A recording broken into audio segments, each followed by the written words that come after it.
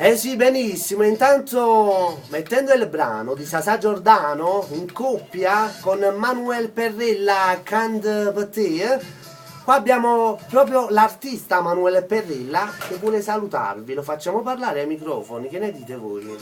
Io se fosse per me non lo farei proprio parlare, però purtroppo deve. Dai, io mando, Scherziamo. Entra tu, vai, entra. Possiamo? Sì, vai. Io mando un bacione forte per l'artista Sasà Giordano e a tutti i nostri fan che ci seguono sempre alla grande. È logico. Su questo brano che diciamo va benissimo. È Ci vero. e metti pezzo in front. Ma senza offesa. vabbè, sta andando bene, Sì, man mano. va bene, io ne sono fiero di questa cosa. E mando un Sta bacione qualcosa in forte. cantiere? Sì, il nostro nuovo disco Bene. che uscirà a breve. E si può dire qualcosa, pure il titolo, qualcosa, vedi? No, Come la no? mia produzione mi dice di no.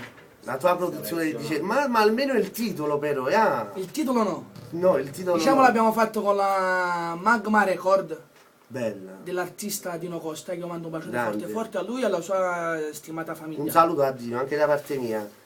E niente ragazzi, ascoltate Manuel Perrella perché prossimamente il nuovo disco su Radio Onda Verde, mi Sì, raccomando. è regolare. È regolare infatti. Sì. Radio Onda, lo inauguriamo proprio qua.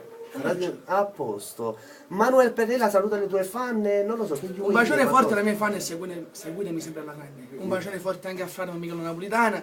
Mi raccomando non cambiare canale, eh. Ok, Radio Onda Verde Manuel Perrella con Sasà Giordano. Pronto? Uè, Mora! Sta a posto? Dimmi. Oh, devo pigliare a te, Ok.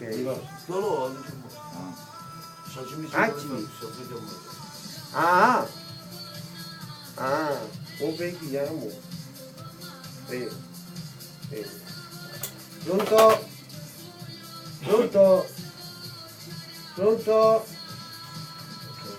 Sulla voce.